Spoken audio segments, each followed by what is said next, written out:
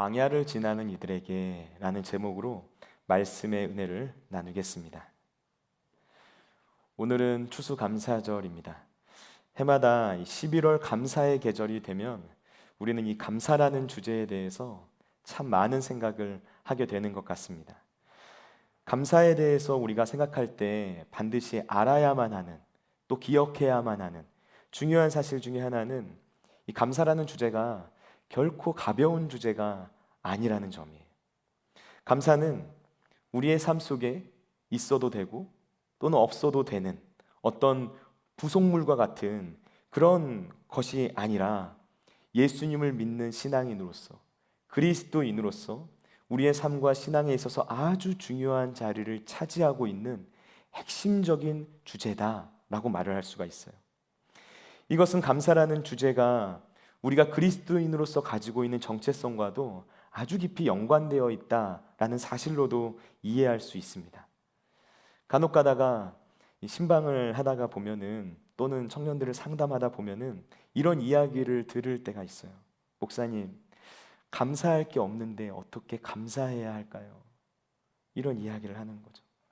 삶이 너무나 힘들고 어렵고 또 버거워서 지금 내가 인생의 광야 같은 순간에 머물러 있는데 아무리 내 삶을 뒤져봐도 생명이 보이지 않는, 가능성이 보이지 않는 그런 막막한 상황 속에 있는데 어떻게 감사를 하라는 것인지 도무지 이해를 할 수가 없다라는 거예요. 지금 나는 광야 같은 시간을 지나고 있어요. 아무것도 보이지 않는 그런 삭막한 광야에 있어요. 그런데 어떻게 그 입술에서 감사의 고백이 나올 수 있습니까? 도저히 감사할 만한 일이 하나도 없는데 어떻게 감사할 수 있나요? 그런데 왜 도대체 11월만 되면 감사를 강요하는 거죠? 이런 이야기들을 하는 거예요. 우리의 생각으로 아무리 머리를 쥐어 짜내봐도 더 이상 감사가 나올 수 없을 것만 같은 그런 순간들이 우리 삶 가운데 마주하게 될 수 있다는 것이죠. 그래서 사실 저에게 있어서도 이 감사라는 주제는 참 부담스럽고 그리고 어려운 말이기도 했어요. 왜냐하면 사역을 하면서도 사실 늘 감사할 수 있는 일들만 펼쳐져 있는 것은 아니기 때문이죠. 요즘도 그런 것 같아요. 특별히 이 청년 공동체 그리고 교회 학교의 모습들, 단순히 우리 교회뿐만이 아니라 이 시대의 교회의 모습들을 바라보면은 그 목회 현장이 얼마나 각박해져 가는지, 얼마나 척박해져 가는지, 마치 광야를 걷는 것만 같구나라는 그런 마음을 느끼게 되는 현실들을 피부로 느끼고 있어요. 여러분 그렇지 않나요? 청년들 그리고 교회 학교 청소년들, 아이들, 그 많은 사람들이 교회를 떠나고 있어요. 예배의 자리를 떠나가고 있어요. 어떻게 보면 이 팬데믹, 코로나라는 것이 참 좋은 핑곗거리가 된 것 같다라는 그런 생각이 들 때도 있어요. 코로나라는 쓰나미가 교회를 완전히 덮쳐버린 이런 상황 속에서 목회자로서 느끼게 되는 깊은 절망감, 상실감 또는 패배감, 이런 감정들, 내 눈앞에 펼쳐져 있는 그런 모든 상황들 속에서 감사의 고백을 한다는 것, 사실 저에게도 절대로 쉬운 일이 아니었어요. 그래서 이번 추수감사절을 맞이해서, 그리고 한 해를 마무리하고 있는 이 감사의 계절을 맞이하면서 감사에 대한 주제로 한번 깊이 생각해보는 그런 시간을 가지게 된 것 같습니다. 특히 광야를 지나고 있는 이들에게 있어서 감사란 과연 무슨 의미를 지니고 있는 것일까? 광야를 지나고 있는 이들에게 지금 내가 느끼고 있는 그 마음과 동일한 마음을 가지고 있다면 그분들에게 해줄 수 있는 말은 무엇일까? 거기에 대한 고민을 하면서 오늘 설교문을 적어 내려간 것 같습니다. 여러분, 우리가 감사에 대해서 생각할 때 가장 먼저 이 질문을 던져보면 좋을 것 같아요. 그 질문은 감사라는 것이 과연 우리 안에서부터 저절로 자연스럽게 흘러나올 수 있는 것일까? 라는 질문이에요. 감사가 우리 안에서부터 저절로 나오는 것이 과연 가능한 일일까? 여러분 어떠신가요? 감사할 게 없는데 어떻게 감사합니까? 라는 질문. 이 질문 우리가 곰곰이 생각해 보면 사실 이 감사라는 것이 내 안에서부터 저절로 흘러나와야 하는 것이다 라는 사실을 전제하고 있는 것이거든요. 이 말에 동의하시나요? 여러분은 감사가 내 안에서 저절로 흘러나오는 게 가능한 일이라고 생각합니까? 성경을 봤어요. 성경을 찾아보니까 성경은 그렇지 않다라고 말하더라고요. 감사는 우리의 마음에서부터 저절로 자연스럽게 흘러나올 수 있는 성질의 것이 아니다 이야기하고 있어요. 조금 더 쉽게 말하면 사실 감사라는 것은 인간의 본성을 거스르는 속성을 가지고 있다는 거예요. 아담과 하와의 타락 이후에 모든 사람은 부패한 마음을 가지게 되었어요. 인간이 죄의 종, 마귀의 종이 되어버렸어요. 성경은 그렇게 하나님의 형상이 파괴되어 버린 인간, 그렇게 타락해서 그 마음이 부패한 상태의 인간이 가지고 있는 본성, 그 본성은 감사하지 않는 마음을 가지고 있다라는 그 특징을 명시해 주고 있어요. 바울이 로마서 1장에서 이 타락한 세상의 문화의 특징에 대해서 말해주거든요. 그런데 거기서 뭐라고 말하냐면요, 로마서 1장 21절 말씀 우리 다 같이 한번 읽어볼게요. 다 같이 읽겠습니다. 하나님을 알되 하나님을 영화롭게도 아니하며 감사하지도 아니하고 오히려 그 생각이 허망하여지며 미련한 마음이 어두워졌나니. 여러분, 타락한 문화의 특징을 열거하면서 감사하지도 아니하고 라고 말을 하고 있어요. 타락한 이 세상에 속한 하나님의 사람들, 그 사람들은 감사하는 마음을 가지면서 살아가는데 이 세상에 속한 사람들은 하나님께 감사하는 마음을 가지지 않는다라는 거예요. 감사하지 않는 것, 부패한 상태에 있는 인간의 본성, 죄의 영역에 속해 있는 인간의 굉장히 중요한 특징 중 하나라는 거죠. 디모데후서 3장 말씀을 보시면 바울이 말세의 징조들에 대하여 말하면서 감사에 대한 부분을 언급해줘요.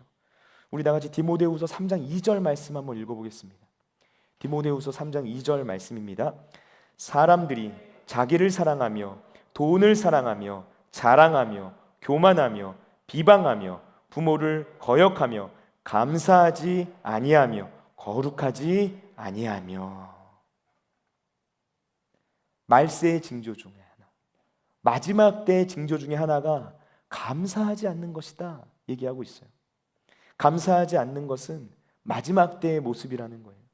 예수님께서 다시 오실 그때 온 땅에 죄가 간영한 마치 노아의 홍수의 때와 같은 그 시대의 모습 중에 하나가 바로 감사하지 않는 것이다 이야기해주고 있어요. 구약에 나오는 이스라엘의 모습을 한번 생각해 볼까요? 이스라엘이 출애굽해서 광야에 머물렀던 40년이라는 시간, 사도 바울이 그때 이스라엘 백성들의 그 실패를 기억하면서 그들이 광야에서 행했던 대표적인 4가지 죄에 대해서 성경에 기록해 놨어요. 고린도전서 10장 6절에서 11절까지 말씀이 그 내용인데요, 우리가 다 읽어볼 수는 없기 때문에 그 핵심만 얘기해 주면요, 이스라엘의 4대 죄악, 그 죄악이 첫 번째가 우상 숭배하는 것, 두 번째가 음행하는 것, 세 번째가 하나님을 시험하는 것, 그리고 네 번째가 원망하고 불평하는 것이었어요. 이스라엘의 광야에서의 역사, 원망과 불평의 역사였다 말할 수 있어요. 원망하고 불평하는 삶, 이것을 다른 말로 말하면은 감사가 없는 삶이. 이스라엘이 출애굽하고 광야를 지나는 그 모든 순간들, 그 순간들 속에서 하나님의 은혜가 왜 주어지지 않았겠어요? 하나님께서 늘 폭포수와 같은 은혜를 부어주셨어요. 날마다 일용할 양식을 먹는 것, 물을 마실 수 있는 것, 하나님께서 반석에서 샘이 나게 하고 만나와 메추라기를 주셨기 때문에 그들이 그것들을 먹으며 살아갈 수 있었던 거예요. 광야를 지나는 동안 신발이 헤어지지 않고 그 어떤 동물의 습격도 받지 않고 이방 민족들과의 싸움에서 승리할 수 있었던 것, 어떻게 그게 이스라엘 백성들의 힘과 능력이라고 말할 수 있겠어요? 모두 다 하나님께서 그들의 삶 가운데 함께 해주신 그 은혜의 흔적들이었다는 거예요. 그런데 이스라엘은 늘 원망하고 불평해요. 감사하지 않아요. 바울은 고린도전서 말씀을 기록하면서 바로 그 모습들이 우리에게 본보기가 되어주는 이스라엘의 대표적인 죄다라고 라고 기록을 하고 있어요. 민수기 14장 11절 말씀을 보면 원망하고 불평하는 이스라엘 백성들을 향해서 하나님께서 하신 말씀이 나오거든요. 근데 거기에서 하나님은 이 원망과 불평이 하나님을 멸시하는 태도, 무시하는 태도이고 하나님을 믿지 않는 것이다 라고 말씀을 하셨어요. 이스라엘 백성들의 그 수많은 원망과 불평의 중심에는 하나님을 믿지 않는 마음이 있었다라는 거예요.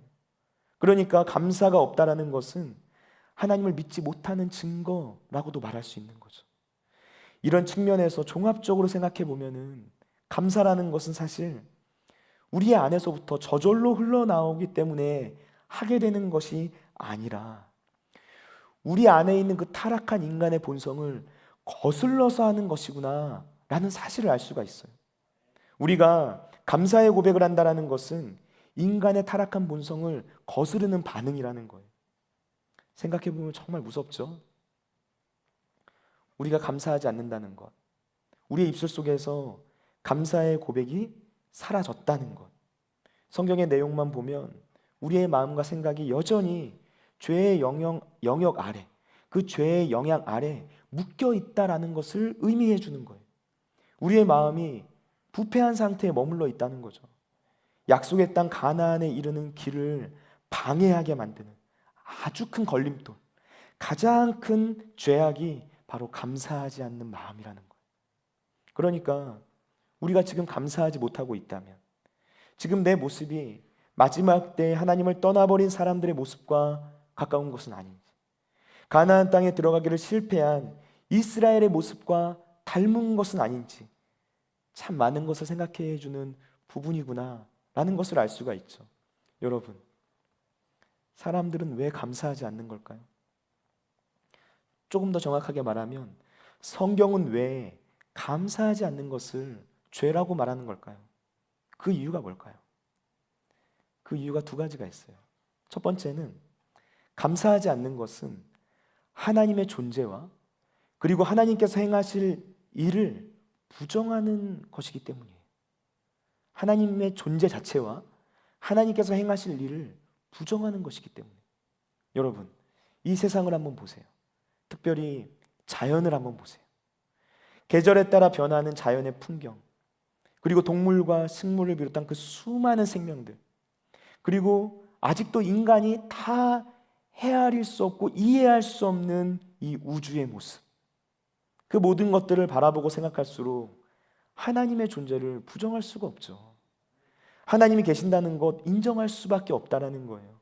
그런데 세상은 하나님을 부정해요. 자연과 우주의 그 오묘한 모습들을 보면서도 감히 인간이 그것을 조금이라도 흉내낼 수 없으면서도 하나님의 존재 그 자체를 부정한다는 거예요. 하나님에 대해서 고의적으로 반항을 해요. 하나님은 없다는 것이죠.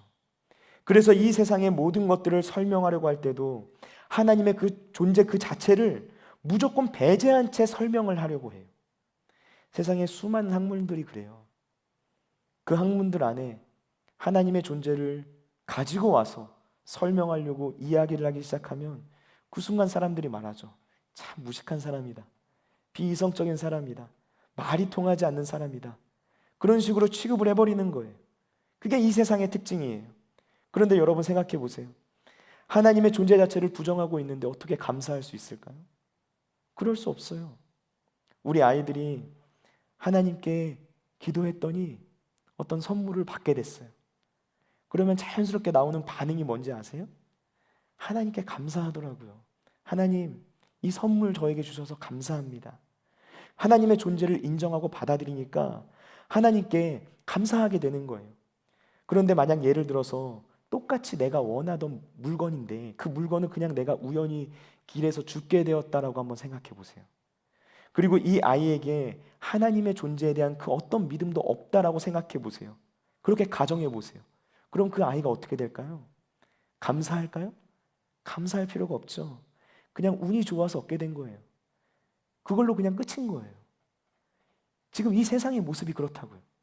세상은 우주 속에 존재하는 모든 자연, 우주 만물들 전부 다 그냥 우연히 주어진 것이라고 말을 해요.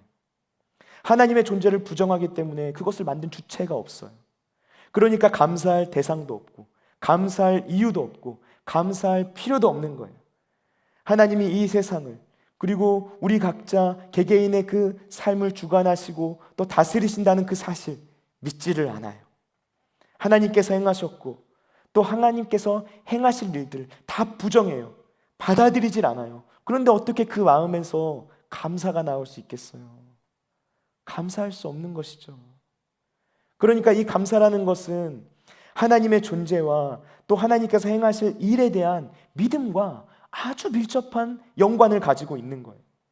하나님의 존재, 하나님께서 행하실 일들을 부정하는 것, 이것은 감사하지 않는 삶의 태도로 나타난다 라고 말을 할 수가 있는 거죠. 성경이 감사하지 않는 것을 죄라고 말하는 두 번째 이유가 있어요. 그 두 번째 이유는 감사하지 않는 것은 하나님이 아니라 내가 중심이 된 사고방식과 가치관을 가지고 살아가는 것을 배경으로 하고 있기 때문이에요. 감사하지 않는 것, 하나님의 존재 자체를 부정하는 것인데, 이것을 다른 말로 하면은 하나님이 아니라 내가 중심이 되는 사고방식으로 이 세상을 살아가는 것을 뜻해요. 디모데후서 3장 2절 말씀 아까 읽었죠. 바울이 마지막 때에 관하여 말하면서 아주 중요한 사실 한 가지를 언급했어요. 뭐라고 말하냐면 사람들이 자기를 사랑한대요. 자기를 사랑한대요. 자기를. 감사에 대한 주제를 이해할 때 굉장히 중요한 핵심적인 내용이에요. 하나님이 없다고 말하는 이 세상에서 가장 흔하게 볼 수 있는 모습은 뭘까요? 하나님의 존재를 부정하는 사람들로 가득한 이 세상에서 우리가 가장 흔히 볼 수 있는 풍경, 바로 나라는 신이 존재하는 거죠. 나라는 신. 사람들이 인정하든 인정하지 않든 하나님을 부정하는 세상의 수많은 사람들은 본질적으로 나의 존재 자체가 신이 되어서 살아가요. 내가 내 인생의 주인이 되는 거예요. 이 세상을 철저히 나를 중심으로만 생각하고 이해하면서 살아가요. 철저하게 이기적으로, 자기중심적으로 그렇게 이 세상을 살아가는 거예요. 그런데 여러분, 내가 중심이 되어버리면, 나라는 존재 자체가 신이 되어버리면 그렇다면 어떻게 될까요? 어떤 현상이 나타나죠? 철저히 이기적이 되죠. 자기중심적으로 이 세상을 살아가게 되죠. 그럼 어떤 모습이 나타나죠? 모든 것이 나를 중심으로만 돌아가야 만족하게 되는 거예요. 그런데 우리가 세상을 살다 보면 알잖아요. 어떻게 세상이 나를 중심으로 돌아갈 수 있나요? 절대로 그럴 수 없죠. 그러니까 이기적이고 자기중심적인 사람들의 그 마음 가운데는 어떤 마음이 생기냐면 늘 불만족이 쌓이는 거예요. 그래서 원망하고 불평하게 되는 거예요. 모든 것이 자기를 중심으로만 돌아가야 만족이 이루어지는데 결코 세상은 그러지 않으니까 원망하고 불평하게 되죠. 그래서 이 세상에서 하나님이 아닌 내가 중심이 된 사고방식과 가치관을 배경으로 살아가는 수많은 사람들의 마음 가운데 있는 것이 감사하지 않는 마음이다. 성경은 말하고 있어요. 감사가 있어야만 하는 그 마음의 공간에 감사가 아니라 원망과 불평이 차곡차곡 쌓이는 거예요. 하나님을 하나님으로 인정하지 않고 오로지 내가 중심이 된 삶을 살아가는 순간 우리의 삶에 만족이라는 단어는 사라지게 돼요. 그리고 그 자리에 원망과 불평이 자리 잡게 됩니다. 원망과 불평, 자기 중심적인 삶의 특징이에요. 나를 만족하게 하려고 하고 나를 즐겁게 하는 일에 몰두하는 것. 우리가 그렇게 내가 중심이 된 삶을 살아가면서 거기에 집중하면 집중할수록 원망과 불평만 차곡차곡 쌓이게 되는 거죠. 그런데 이상한 건 이 세상의 문화는 내가 내 인생의 주인이고 철저히 내가 중심이 된 그런 자기 중심적인 삶을 살아가라고 부추겨요. 그런 일을 살아가라고 만드는 거예요. 우리를 계속해서 끌어당겨요. 이걸 하면, 이걸 가지고 있으면 그러면 더 행복해질 거라고 우리에게 이야기를 하는 거죠. 그러면서 끊임없이 우리가 그런 삶을 살아가도록 만드는 거예요. 여러분, 우리가 이 세상이 요구하는 그런 삶의 방식에 철저히 동화되어서 그런 모습으로 이 세상을 살아가게 된다면 그럼 그걸 뭐라고 말할 수 있냐면요, 나의 존재 자체가 신이 되어버린 삶이다 말할 수 있어요. 그러니까 다른 말로 하면은 나를 예배하는 삶이에요. 나를 예배하는 삶. 여러분, 그래서 예배가 중요합니다. 그래서 이 예배의 자리가 중요해요. 왜냐하면 예배의 자리는 하나님의 자리에 올라와 있었던 나의 존재 자체를 끄집어내리고 그 자리에 하나님께서 앉으실 수 있도록 성령께서 우리를 변화시키는 공간, 우리를 변화시키는 시간, 우리를 변화시키는 장소이기 때문이에요. 오로지 나에게만 향해져 있었던 그 시선을 하나님께로 옮겨놓는 일이 바로 이 예배의 시공간 안에서 이루어진다는 거예요. 오늘 본문 1절 말씀이 여호와께 감사하라 라고 말하고 있어요. 그 뒤에 이어지는 다른 구절들 보면은 무엇 무엇 하는 이에게 감사하라 라고 말해요. 무엇 무엇 하는 이, 그 무엇 무엇 하는 이가 누구인가요? 하나님이시죠. 그러니까 우리가 그 하나님을 우리의 감사의 대상으로 인정해야 된다는 거예요. 그 하나님께 우리의 시선을 집중시키라는 거예요. 내가 아니라 하나님께 초점을 맞추라는 거예요. 그게 바로 예배예요. 내 삶이 내가 원하지 않는 방향으로 흘러가는 것 같고, 내 상황이 너무나 힘들고 어렵고 마치 광야 한복판에 나 혼자 툭 떨어져 있는 것처럼 느껴지더라도 우리가 예배의 자리에서 하나님을 주목하게 되는 바로 그 순간에, 내가 하나님을 보게 되는 바로 그 순간에, 하나님을 만나게 되는 바로 그 순간에 우리의 입술에는 감사의 고백이 터져 나올 수밖에 없다는 거예요. 내가 아니라 하나님이 내 인생의 주인이 되는 바로 그 순간 우리는 감사의 고백을 하게 됩니다. 그리고 바로 그런 일들이 우리 예배의 자리에서부터 시작된다는 거예요. 여러분, 그런데 우리의 문제가 뭐냐면요, 감사해야지 생각하고 다짐해도 참 감사하기 어렵다 느껴진다는 것에 있어요. 감사해야지 생각했는데 우리 청년들이 말하는 것처럼 감사할 거리가 보이지 않아요. 특히 그 인생이 광야를 지나고 있는 것만 같을 때 그렇지 않아요? 도대체 내 삶의 현실이 이렇게 밑바닥에 있는데 어떻게 감사할 수 있냐고, 내가 얻은 것 하나도 없고 다 잃은 것만 같은데 어떻게 감사할 수 있냐고, 그런 이야기를 하는 거죠. 우리가 광야에서도 감사의 고백을 하기 위해서 필요한 것이 한 가지 있어요. 그것은 바로 현실을 새롭게 해석할 수 있는 믿음의 눈이 열리는 거예요. 우리의 관점이 바뀌어야 한다는 거예요. 제가 설교 준비하면서 인터넷에서 어떤 의사가 쓴 글이다라고 올라와져 있는 글을 한번 읽게 됐어요. 근데 그 글을 읽는데 마음에 팍 박히는 구절이 있더라고요. 제가 한번 읽어드릴게요. 잘 들어보세요. 왜 모두 감사하지 않을까? 당연한 사실들을. 아버지가 계시고 어머니가 계시다. 손이 둘이고 다리가 둘이다. 가고 싶은 곳 어디든 자기 발로 갈 수 있고 손을 뻗어 무엇이든 잡을 수도 있다. 소리가 들린다. 목소리가 나온다. 그보다 더 큰 행복이 어디에 있을까? 그러나 아무도 당연한 사실들을 감사하지는 않고 당연한 걸 하면서 웃어버린다. 하루 세 끼 먹는다. 밤이 되면 편히 잠들고 아침이 오면 상쾌한 바람을 실컷 들이마신다. 웃다가 울다가 고함치다가 뛸 수도 있다. 그렇게 할 수 있는 모든 것이 당연한 일인 듯 그렇게 멋진 것을 아무도 감사할 줄 모른다. 감사할 줄 아는 사람은 오직 그것을 잃어버린 사람뿐이다. 제가 이 글을 읽는데 마지막 구절이 가슴에 팍 박히더라고요. 감사할 줄 아는 사람은 오직 그것을 잃어버린 사람뿐이다 라는 이 말. 생각해보면 우리는 항상 무언가를 잃어버리고 난 다음에 그것이 은혜였구나 깨닫게 되는 것 같아요. 건강을 잃게 되었을 때 비로소 내가 건강했다는 것이 얼마나 큰 은혜인지를 알게 되고요. 관계가 깨어졌을 때 그 관계의 소중함을 알게 되죠. 내가 가지고 있는 그 재정들을 잃게 됐을 때 그 재정이 가지고 있는 참된 의미와 가치가 무엇인지를 뒤늦게 깨닫게 돼요.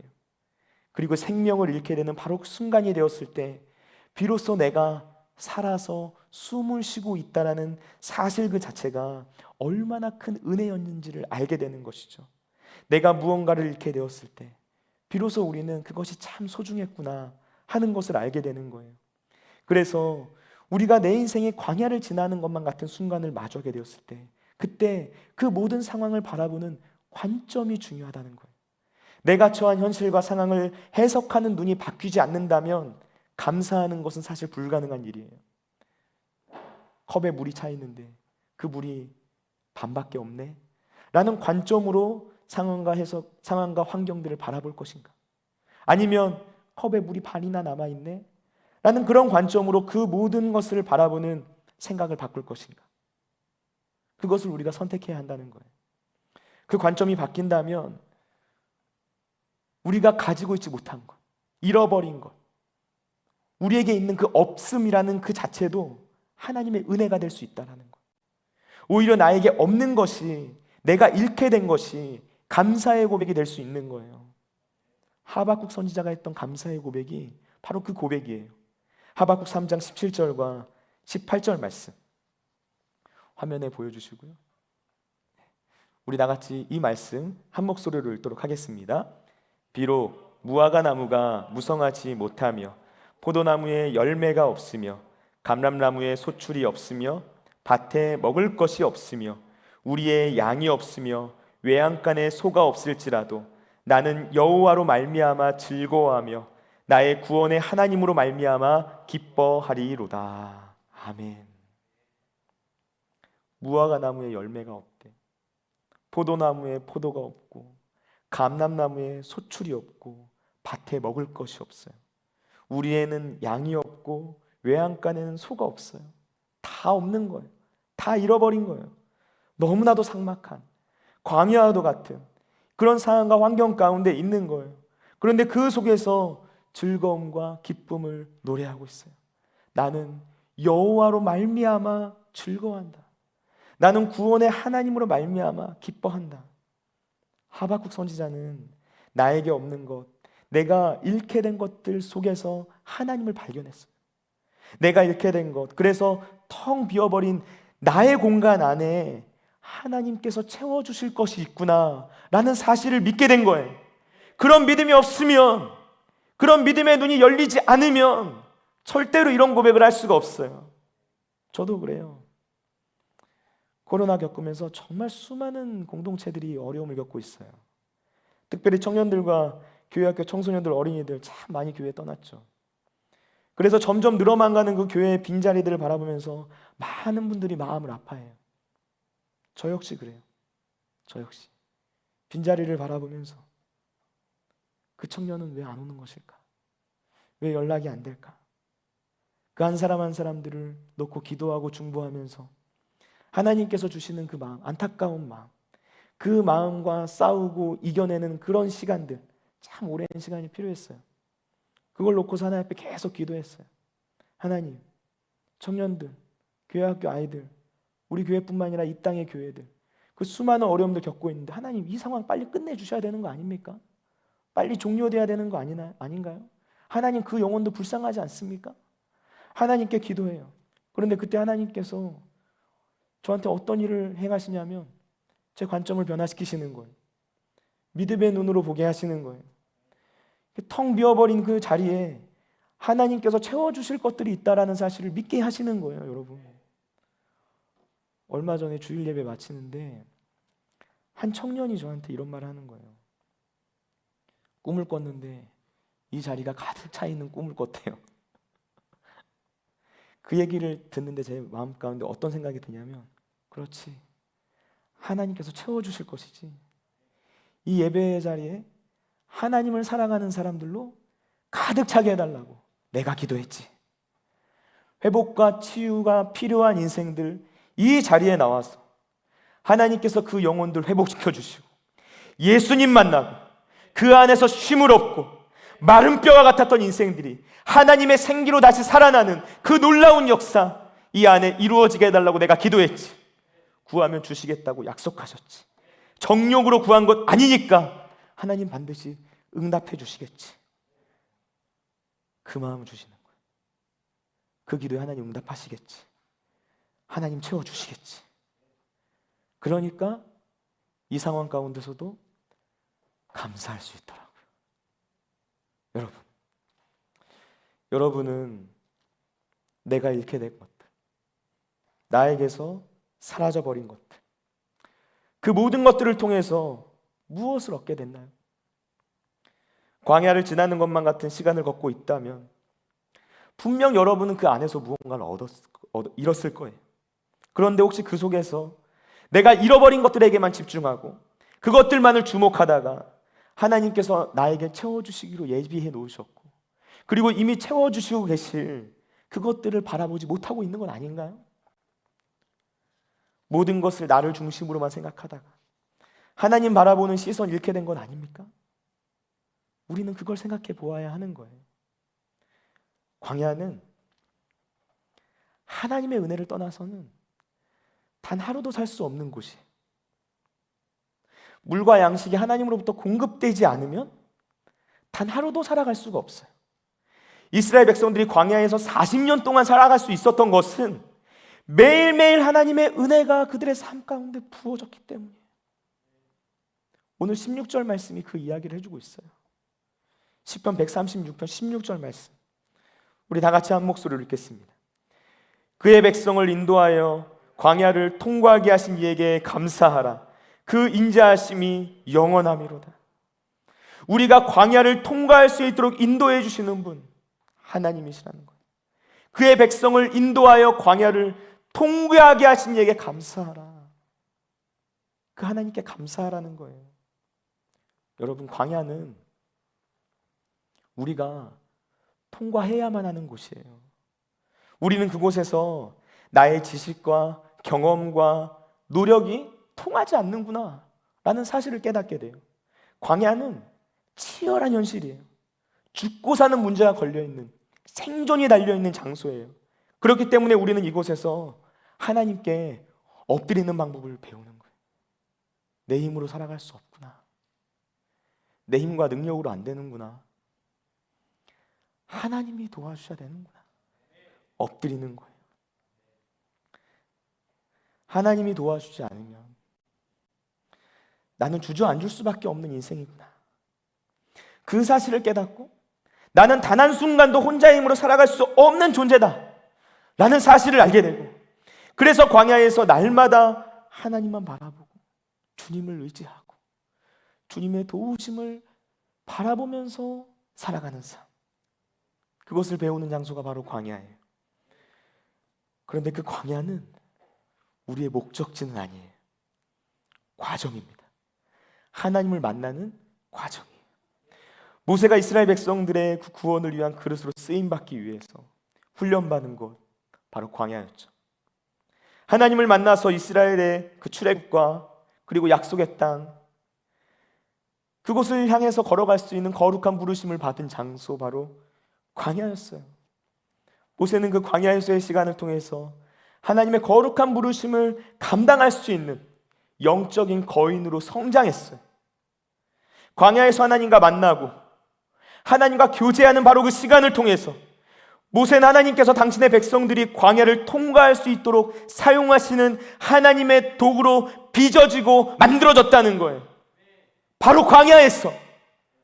모세에게 있어서도 광야는 그가 통과해야만 하는 장소였어요. 여러분, 우리가 이런 광야 같은 순간을 마주하게 되었을 때, 내가 지금 광야를 통과하고 있구나 하는 사실을 느끼게 될 때, 우리가 붙잡을 수 있는 것, 아니 우리가 붙잡아야만 하는 것이 있어요. 그것은 하나님의 인자하심, 하나님의 인자하심. 오늘 시편 136편 말씀 보시면 그 인자하심이 영원함이로다 라는 말이 계속해서 반복되고 있어요. 여기서 이 인자하심이라는 단어, 히브리어로 헤세드, 하나님의 성품입니다. 인간의 사랑과는 비교할 수 없는 어마어마한 하나님의 사랑, 우리를 절대로 외면하거나 모른 채 할 수 없는 하나님의 긍휼하신 마음, 언제나 어디서나 어떤 상황에서나 우리를 절대로 포기하지 않는 하나님의 신실하신 사랑, 그 하나님의 헤세드가 영원하다는 거예요. 우리가 광야 한가운데 있는 것 같더라도 그 하나님께서 우리와 함께 하시니, 그 하나님의 헤세드가 있으니 우리는 안전하다는 거예요. 시편 136편 자세히 보세요. 모든 구절마다 다 감사가 붙어 있어요. 우리가 하는 말, 우리가 하는 행동, 우리의 생각, 우리의 삶, 우리 인생의 모든 발자취, 그 모든 삶의 과정 순간순간들마다 감사의 고백이 묻어나와야 한다라는 사실을 말해주는 것만 같아요. 감사하는 삶, 그 삶이 바로 믿음의 사람이 살아가야만 하는 삶의 방식이라는 거죠. 존 비비어가 임재라는 책에서 이런 말을 했어요. 인생의 광야를 지날 때는 하나님의 강한 팔보다 하나님의 마음이 필요하다. 생각해보면 정말 그래요. 이스라엘 백성들이 출애굽의 여정 가운데서 하나님의 강한 팔을 경험하지 못했나요? 그들이 하나님의 능력을 경험하지 못했기 때문에 가나안에 들어가지 못했습니까? 그렇지 않아요. 그들은 어마어마한 하나님의 능력을, 그 은혜를 경험했어요. 그런데 가나안에 들어가지 못했어요. 광야에서 모두 다 잠들 수밖에 없었어요. 중요한 건 뭔가요? 하나님의 마음을 아는 거예요. 하나님의 마음을 안다는 것, 하나님을 만나고 그분을 경험하는 것을 뜻해요. 하나님을 알아가는 과정을 의미해요. 그것을 존 비비어는 우리가 하나님의 임재 안으로 들어가는 것이다 라고 표현을 했어요. 여러분, 오늘 우리에게 필요한 것이 바로 이것입니다. 하나님의 임재예요. 내가 인생의 광야 가운데 머물러 있다면, 그 고통과 아픔이 너무나도 심해서 내 삶의 감사의 내용, 감사의 고백을 발견하지 못하고 있다면, 그렇다면 우리는 하나님의 임재 안으로 들어가야 하는 거예요. 우리가 주님을 만나야 하는 거예요. 그 하나님의 임재를 경험해야 되는 거예요. 그래서 우리를 향한 하나님의 마음을 느껴야 되는 거예요. 그 헤세드의 마음이 무엇인지를 알아야 되는 거예요.